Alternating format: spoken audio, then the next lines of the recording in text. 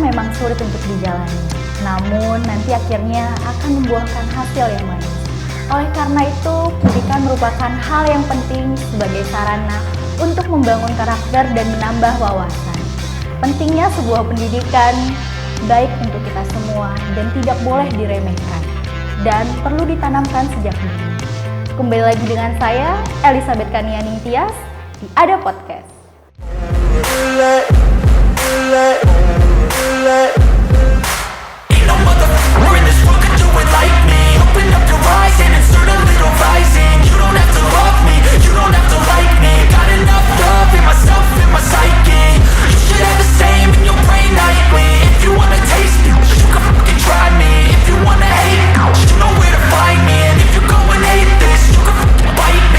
Cruising in my lane fast, call it high speed. I've been working hard, yeah, I've been working nightly. If you think you'll win, ha, nah. Kali ini kita mengunjungi salah satu kampus yang super duper keren banget di Bekasi. Ada apa sih? Ada siapa sih? Nah, ini dia, ada Pak Endy Ruhendi, Wakil Ketua STBA Bina Dinamika. Selamat sore Pak Endy. Sore Mbak. Apa kabar nih Pak? Baik, alhamdulillah. Udah makan Pak? Udah. Istri gimana Pak? Sehat? Alhamdulillah sehat. Anak juga sehat Pak? Waduh. Lagi sibuk nggak nih Pak akhir-akhir ini? Alhamdulillah sibuk. Sibuk dengan apa kesibukan itu, Pak? biasa, lagi ada beberapa yang harus diselesaikan. Oh baik. Kalau boleh tahu nih Pak, Bapak tuh lulusan apa sih Pak terakhirnya? Saya lulusan manajemen, program studi magister manajemen Di kampus? di kampus Universitas Surapati, Jakarta. Wah, luar biasa. Sebelum kita ke topik inti, saya penasaran banget nih Pak dengan nama Bapak Endy Ruhendi. Cukup unik waktu saya pertama kali dengar. Depannya Endy, belakangnya Endy. Kenapa bisa begitu Pak? Filosofinya gimana sih Pak? Aduh, filosofinya ya kalau orang Sunda itu pasti kan nama itu diulang-ulang gitu. Iya. Biasanya kan kalau orang Sunda kan seperti itu. Tapi ya nggak tahu sih kalau filosofinya seperti apa, mungkin dari orang tua lah yang udah mengasih nama itu. Karena kadang-kadang saya ya hampir rata-rata di keluarga mungkin hampir biasanya ada kemiripan nama gitu. Iya. Hampir satu keluarga namanya mirip semua Pak? Enggak, ada di beda di keluarga dari buyut itu kan masih satu inian gitu. Ini namanya sama tapi belakangnya beda. Oh, itu baik, masih baik. bisa membedakan itu aja. Kalau boleh tahu di STBA ini Bapak udah mengabdi berapa tahun? Saya udah 10 tahun lebih. Wow, luar biasa. Iya. Setengah dari umur saya nih Pak. Keluh kesahnya apa aja sih Pak? Pasti ada nih rintangannya. Rintangannya lumayan ya, banyak sih. Kita mulai di STBA ini kita mulai kan di 2012. Ya, jadi kadang-kadang rintangannya pahitnya agak lumayan ya. Karena dulu kalau untuk prodi mungkin di sekolah tinggi bahasa ini kan rata-rata orang itu jarang berminat lah ke bahasa gitu. Pasti nyari yang ke program studi yang banyak diminati itu kan, yang model prodi ekonomi gitu kan. Kalau bahasa ini agak susah. Iya. Tuh, dan nggak semua orang itu kan mau masuk ke bahasa. Iya sih, benar Pak. Itu bedanya. Berarti Bapak benar-benar dari nol terbangun Dari di STBA nol, ini. iya. Luar biasa. Berarti Bapak tahu ya prosesnya itu nggak mudah untuk Nggak mudah. jadi seperti ini. Kalau boleh tahu STBA berarti berdirinya juga udah 10 tahun sampai saat ini? Atau Enggak, bagaimana? lebih. Udah lebih. Kita STBA berdiri 2004. malahan. 2004. Ya, Wow. 2004 itu sampai 2011 di Cianjur. Baru 2012 pindah ke Bekasi. Baik. Gitu. Berarti cabangnya baru ada 2 saat ini? Enggak, cuman satu. Cuma 1? Iya. Oh, Sekitar jadi itu sistemnya perpindahan kampus aja ya? Iya, perpindahan dari Cianjur pindah ke Bekasi. Baik, baik.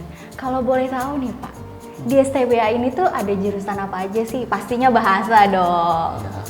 Kita ada program studi bahasa Inggris, bahasa Arab, dan program studi bahasa Jerman. Cuman yang banyak diminati bahasa Inggris sama Arab. Ini Arab udah mulai agak meningkat untuk jumlah mahasiswanya dibandingkan tahun-tahun sebelumnya ya. Kalau tahun-tahun sebelumnya emang masih karena dan prodi bahasa Arab ini biasanya orang itu ngelihatnya di bawah Kementerian Agama, tapi ini di Kemendikbud. Kita cuma satu-satunya prodi yang bahasa Arab itu ada di Kemendikbud. Iya, bedanya itu. Ngomongin soal bahasa nih Pak, saya udah riset kan. Di sini tuh dosennya bule-bule nggak sih Pak? Kalau untuk dosen kita nggak ada yang bule-bule. Masih sekilas orang Indonesia juga. Nggak mungkin kalau bule ya nanti kita nyari untuk narasumber ya, untuk memotivasi mahasiswa gimana sih mungkin dari segi pengetahuan bahasa Inggris, bahasa Arabnya gitu kan. Nah itu kita biasanya akan menginikan narasumber dari luar terkait jurusan ya di prodi itu sendiri.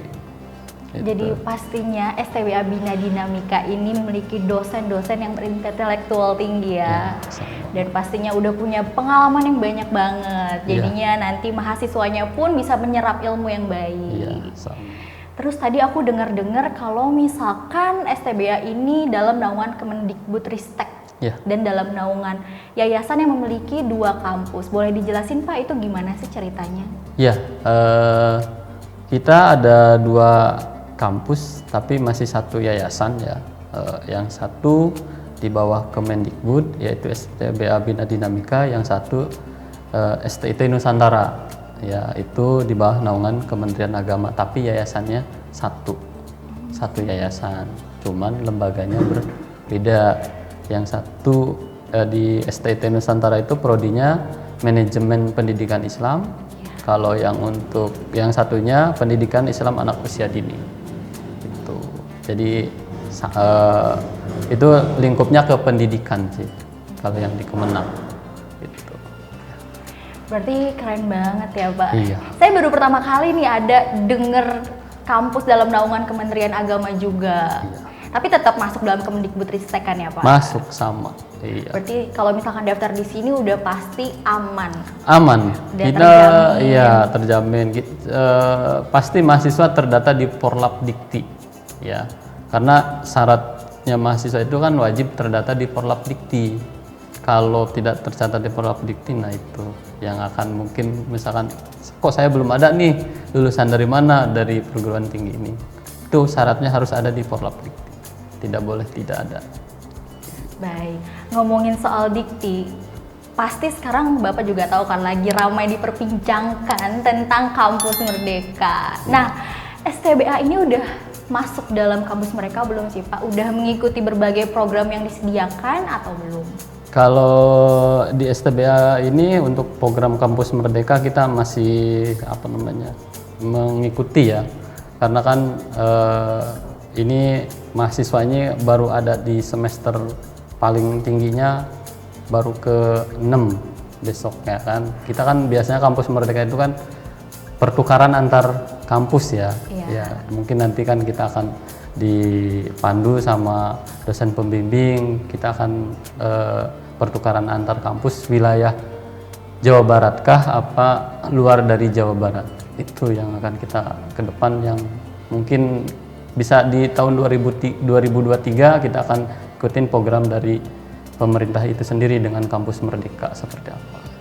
Baik, seperti teman-teman ketahui juga Kampus Merdeka itu menyediakan berbagai program. Ada magang merdeka, ada studi independen, ada pertukaran mahasiswa, dan banyak program lainnya yang bisa diikutin oleh teman-teman semua.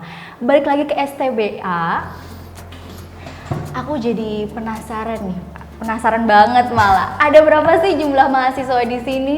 Jumlah mahasiswa di sini sekitar 500. Wow, lumayan banyak ya. 500 itu dari semua program studi atau memang bahasa Inggris segini, bahasa Arab segini, bahasa Jerman segini? Itu dari semua program studi, semua. Jadi keseluruhan sekitar jumlah mahasiswa 500. Baik, kalau misalkan jumlah dosennya sendiri ada berapa sih Pak? Dosen ada 30. 30. Muda-muda atau gimana nih Pak? Yang muda ada, Yang muda Yang- ada, yang sedang ada kan gitu. yang sedang ada. Ya, Mayoritasnya apa nih Pak? ya tengah-tengah lah. Tengah-tengah lah. Soalnya kan biasanya mahasiswa nih pasti tertariknya sama dosen-dosen Dosen, yang muda-muda. iya. Biar pas lagi belajar tuh langsung kayak, wah, Aduh. Kalau kita dosen kita ya rata-rata di praktisi ya, tapi dengan skill dan kemampuan udah terbangun lah iya. gitu. Mungkin kita sih kadang-kadang mahasiswa, Pak, dosennya agak yang muda dong gitu kan. Ada yang mahasiswa request gitu kan, ada juga sih ya kan, tapi kan kita lihat skill dan kemampuan dosen itu sendiri, tidak bisa untuk pabennya ini dosennya harus yang muda, enggak juga sih ya kan. Skill kemampuan itu kan ada di dosen. Iya. Gimana cara kita mengimplementasikannya ke mahasiswa ya sama aja. Jadi muda atau tuanya tuh nggak berpengaruh, yang Iya. penting dia dosen praktisi dan Iya. pastinya bisa memberikan pelajaran-pelajaran yang baik untuk mahasiswanya. Iya. Nah, pembahasan kita udah mulai memanas nih kayaknya ya Pak. Teman-teman jangan lupa untuk like, komen, dan subscribe karena subscribe itu gratis, dan kita tonton selanjutnya ya. Nah, kita balik ke topik lagi nih Pak. Di sini tuh kalau misalkan mau ikut perlombaan untuk mahasiswa-mahasiswi itu kayak gimana sih Pak prosesnya? Apakah mereka mengajukan diri sendiri atau mungkin dari dosen yang membimbing? Kalau untuk perlombaan apa nih ya kan? Perlombaan misalkan di bidang bahasa, kayak misalkan debat gitu. Jadi kalau untuk kita perlombaan itu biasanya dari LL Dikti wilayah 4 itu suka mengadakan lomba. Ya, lomba debat bahasa Inggris ya kan. Nah, itu nanti biasanya mahasiswa akan dikirim ke sana. Siapa yang nanti akan ikut perlombaan ini? Nanti kan ada dosen pembimbingnya. Ya kan? Siapa nih untuk debat ini temanya seperti ini. Di sana kan udah dikasih tahu bahwa debatnya temanya seperti ini. Nah, itu ada dosen pembimbingnya sendiri. Nanti setelah kita seleksi mahasiswa ini bagus, kita kirim ke perwakilan dari kampus kita untuk wilayah ke LL Dikti wilayah 4 gitu aja. Berarti dosennya udah tahu value dari mahasiswanya masing-masing. Iya. Misalkan dia layak nih untuk mengikuti lomba ini gitu. Iya. Jadi si dosen udah tahu kan, karena dia kan yang selama ini mengajar ya kan, mahasiswa ini nih yang siap nih untuk ikut perlombaan ya kan. Jadi ada referensi dari dosen dulu. Jadi bukan mahasiswa mengajukan ke lembaga, saya nih pengen ikut lomba. Tapi kan kalau misalkan siapa aja kan boleh ikut ya, tapi kan dengan skill dan kemampuan itu sendiri gitu. Tapi kalau udah ada referensi dari dosen, otomatis kita siap nih, kita akan tampilkan ke publik misalkan ini yang ikut mengikuti perlombaan bahasa misalkan, kan kayak gitu aja. Prestasi apa sih Pak yang paling besar yang pernah diraih oleh mahasiswa Bapak? Kalau prestasi kita ya mahasiswa sih kebanyakan sih kalau ada ikut-ikut perlombaan paling dayung gitu kan. Nah, itu ya istilahnya masih di tingkat level kabupaten lah. Dayung itu berarti non akademik ya? Iya, non akademik. Mahasiswa ikut kegiatan dayung ya kan. Tuh paling itu aja sih. Kalau untuk sampai ini belum ada yang sampai tingkat lepas, itu belum. Masih bertahap karena kan kita di 2020 di 2020 ini baru terlihat jumlah mahasiswanya itu di 2020-an. Ngomongin soal kampus tadi kayaknya ada yang belum di-spill nih Pak. Sebagai teman-teman lainnya yang nonton, penasaran nih biaya kuliah di STBA tuh berapa sih Pak kisarannya? Biaya kuliah di STBA nggak terlalu mahal, biaya terjangkau ya kan, tidak terlalu mahal ya kan. Mungkin berbeda dari perguruan tinggi lain. Hanya kita di sini ada program beasiswa, program beasiswa yayasan, ada program beasiswa KIP ya kan. Notabene mahasiswa yang baru lulus SMA ya untuk program mahasiswa KIP. Dan itu pun syaratnya harus mahasiswa tidak mampu tapi berprestasi. Tapi kan kadang-kadang ada mahasiswa mungkin ya dari segi prestasinya kurang tapi anak ini lebih layak ada kemauan untuk menjadi mahasiswa. Itu akan kita usahakan sampai dia lolos gitu. Dan ada program beasiswa yayasan hanya membayar biaya ujian UTS sama UAS. Jadi SPP-nya tidak dipungut sama uang gedung. Wah, luar biasa. Baik banget berarti ya. Iya. Tapi saya juga jadi penasaran gimana sih ngelihatnya untuk apakah orang ini pantas mendapatkan beasiswa tersebut? Kalau untuk pantas tidaknya kita kan pas begitu di formulir tuh kan misalkan Pak saya mau daftar kuliah di kampus STBA Bina Dinamika untuk tapi saya tidak mampu nih, pasti kan ada suratnya, surat keterangan tidak mampu, ya kan? Nah itu mungkin dari situ acuan kita. Nanti setelah ini misalkan, oh ini benar-benar tidak mampu, kita survei ke rumahnya. Itu kalau untuk yang program beasiswa dari pemerintah. Tapi kalau untuk dari yayasan, mungkin dilampirkan surat itu aja. Bedanya itu. Untuk beasiswa prestasi ada golongan-golongannya nggak Pak? Kayak misalkan dia prestasinya sekabupaten, nasional atau internasional gitu. Kalau untuk beasiswa prestasi ya kita minimal ya tingkat kabupaten lah. Kalau misalkan tingkat kabupaten ya kan kalau ke nasional cakupannya terlalu sempit ya. Kalau kabupaten kan siapa aja nih. Iya. Gitu. Kalau nasional itu kan saya nggak masuk level nasional nih gitu kan, tapi saya ingin kuliah, tapi saya tidak harus berprestasi nasional. Kalau kabupaten kan levelnya masih di bawah nasional gitu, jadi cakupannya lebih banyak. Kita ngambilnya di tingkat kabupaten, nggak harus ke nasional. Kalau nasional mungkin nanti jadi sedikit. Kalau kabupaten pasti banyak gitu. Berarti kelas di sini ada apa aja sih Pak? Ada kelas pagi, kelas reguler pagi, ada kelas reguler sore, sama ada kelas karyawan. Yang notabene kalau pagi itu kita mulai dari jam 8:30, ya mulai kuliahnya 8:30, tapi itu seminggu 4 hari sampai 5 hari, ya kan. Kalau yang sore masuk jam 5. Ya, jam 5 sore pulang sampai jam 9:30, jam 9 malam. Tuh, kalau yang kelas karyawan biasanya kita Jumat sama Sabtu. Ya, 2 hari. Jumat Sabtu itu full atau? Kalau hari Sabtunya full. Hari Sabtunya full, hari Jumatnya 2 sampai 3 mata kuliah. Full itu dari pagi sampai sore ya, atau sampai malam lagi? Enggak, sampai sore. Ya kan, karena hitungan jumlah mata kuliahnya kan harus sama yang kelas reguler juga. Misalkan dalam satu semester mahasiswa itu 8 mata kuliah, yang kelas karyawan juga sama 8 mata kuliah. Tidak boleh lebih, karena biarpun dia mahasiswa karyawan sama, perlakuannya sama, tidak ada perbedaan gitu kan. Kalau untuk perkuliahan ya, karena ilmunya yaitu nanti yang diserap kan sama, bukan berbeda, ya kan? Gitu. Kalau lagi COVID gini terus belajarnya gimana Pak? Kalau selama COVID kita kebanyakan kemarin sih sempat online, sempat tatap muka juga, ya kan. Lihat situasional sih. Kalau kita kasih kemarin ya online iya, offline iya.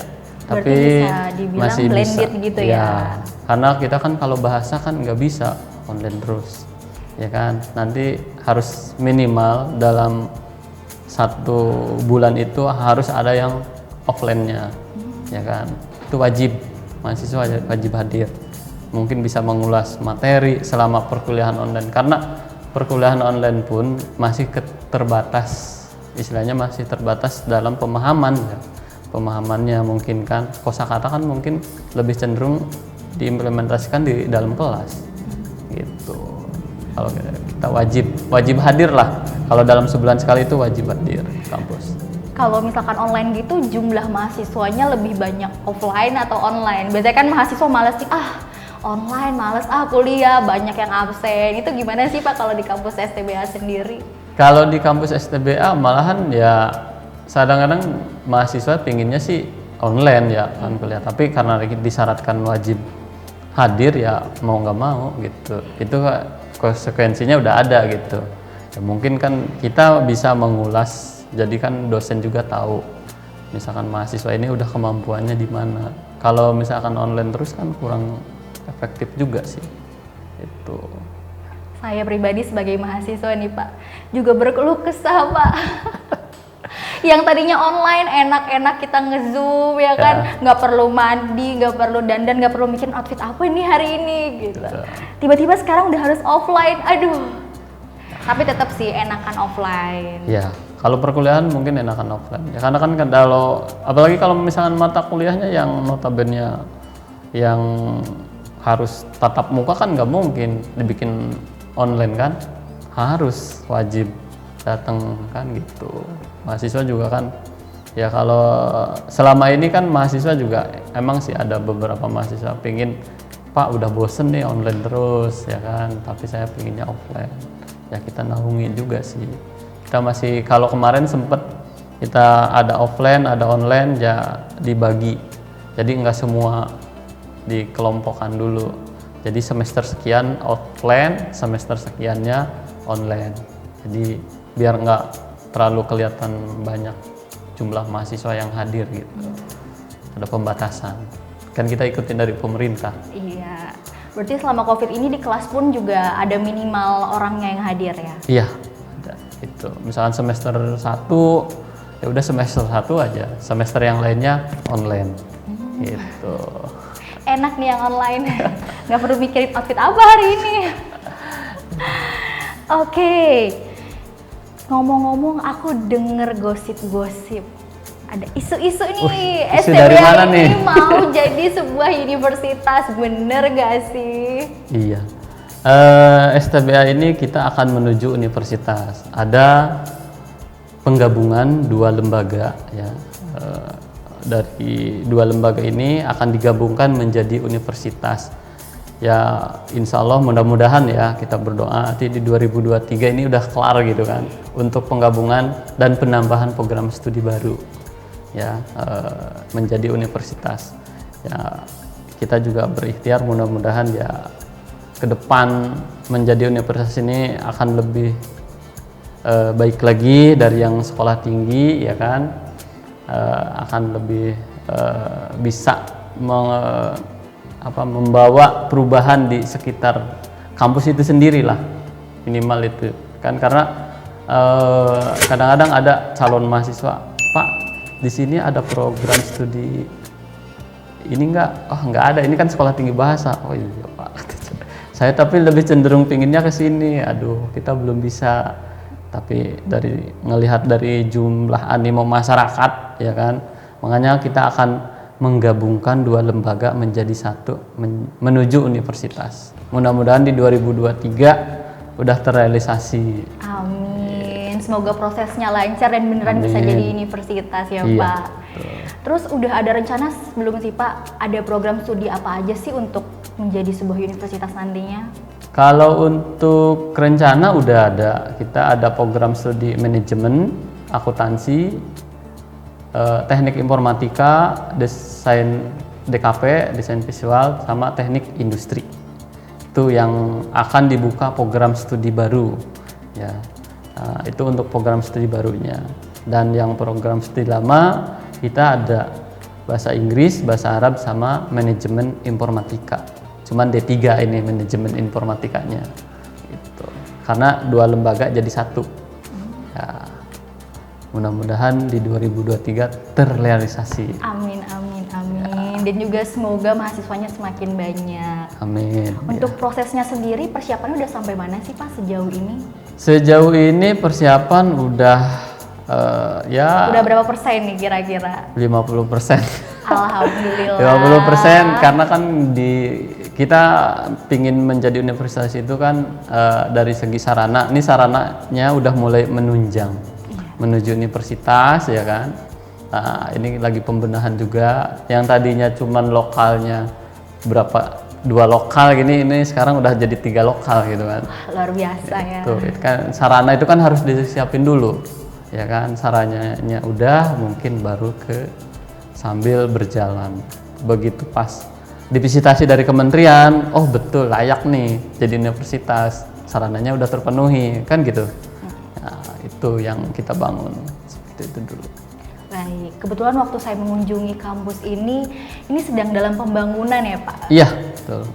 Masih ada progres pembangunan lagi nih, masih berjalan, cuman memang masih ini kemarin sempat di off dulu sebentar. Tapi di atas juga belum selesai juga nih, ya kan, masih kurang, masih mencari lah. Baik, rencananya mau ada tambahan berapa ruangan nih Pak? Kalau untuk ruangan kita di seberang gedung ini itu rencana 3 lantai, nambah lagi. Iya. Karena yang ini kan udah 3 lantai, yang sebelah sana harus ditaikin jadi 3 lantai. Ini tuh masuknya gedung baru? Gedung ini gedung lama. Oh, berarti di sebelah gedung baru ya? Gedung sebelah, gedung baru. Berarti untuk kapasitas satu kelasnya itu kisaran kurang lebih 50 atau? Kita satu 30? Kelas 30. Paling banyak, karena program studi bahasa ya. Iya ya, benar. Mungkin kalau program studi manajemen ya bisa sampai 50 lah. Bisa. Soalnya kan bahasa itu kan public speaking, kita harus ngetes orang ngomongnya gimana satu-satu ya kan. Iya, paling banyak itu 30, itu paling banyak. Pak, kita dari tadi udah ngomong mulu nih, kita minum dulu lah. Ya boleh. Seger banget nih minumannya dingin. Chill, kita cheers dulu deh Pak. Iya.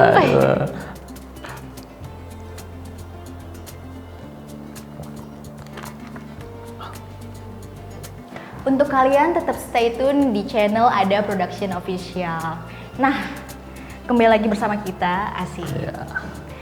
Pesan moral apa sih Pak yang pengen Bapak sampaikan untuk teman-teman yang mungkin mau daftar di STBA Bina Pesan moral apa sih yang pengen Bapak sampaikan untuk teman-teman yang mungkin mau daftar di STBA Bina Dinamika ini, atau untuk teman-teman mahasiswa nih yang lagi menjalani perkuliahannya? Oke, saya pesan ya untuk mungkin ya untuk mahasiswa ya, terutama untuk mahasiswa nih. Mahasiswa mudah-mudahan ke depan ini akan peningkatan perkuliahan di tatap muka ini akan lebih bagus daripada yang sesudah-sudahnya kan gitu kan. Nah, untuk program studi bahasa Inggris maupun bahasa Arab, kita masih membuka program beasiswa, jalur beasiswa aspirasi. Ini kuotanya masih banyak nih ya, silahkan yang untuk mungkin yang belum daftar di perguruan tinggi lain ya, dengan kendala masalah biaya ya kan, bisa datang langsung ke kampus STBA Bina Dinamika. Mudah-mudahan dia bisa masuk ke program jalur beasiswa aspirasi, tapi dengan syarat lulusan 2021 sama 2022 ya. Nah, kalau misalkan lulusan ini mahasiswa itu yang lulusannya di atas 2021 itu bisa menggunakan jalur beasiswa yayasan ya kan, dengan biaya sangat terjangkau. Kampus kita ini tidak terlalu mahal ya, istilahnya dari segi biaya. Lokasinya juga mungkin agak jauh dari tempat keramaian ya, tapi strategis lah dari segi wilayah ya. Kita tidak terlalu bising untuk pembelajaran, tidak terlalu bising dengan kendaraan, karena kita posisinya ada di lingkup kampung lah istilahnya. Tapi ada di pertengahan kampung, tapi dengan untuk pembelajaran itu akan lebih nyaman ya. Kampus kita nyaman, asri ya kan. Mungkin dari segi dari keramaian tidak terlalu ramai banget ya. Dari ramai kendaraan lalu lalang gitu enggak. Lebih enak, enjoy aja gitu. Baik, terima kasih untuk Pak Effendi sudah meluangkan waktunya. Semoga ya, besok kita bisa bersilaturahmi kembali ya Pak. Iya, sama-sama Pak. Oke, baik. Cukup sekian dari saya, Elizabeth Kanianing Tias. Terima kasih juga untuk para tim yang sudah membantu podcast hari ini. Nggak abdul kalau nggak ditutup pakai pantun. Jalan-jalan ke Sukatani, Cakep. Cakep. Pulang-pulang ketemu Po Asi. Waduh. Cukup sudah podcast hari ini. Sekian dan terima kasih. Jangan lupa untuk like, komen, dan subscribe. Dan kasih komen sebanyak-banyaknya. Kasih kritik dan saran juga untuk kami. Sampai jumpa di next Bye. podcast.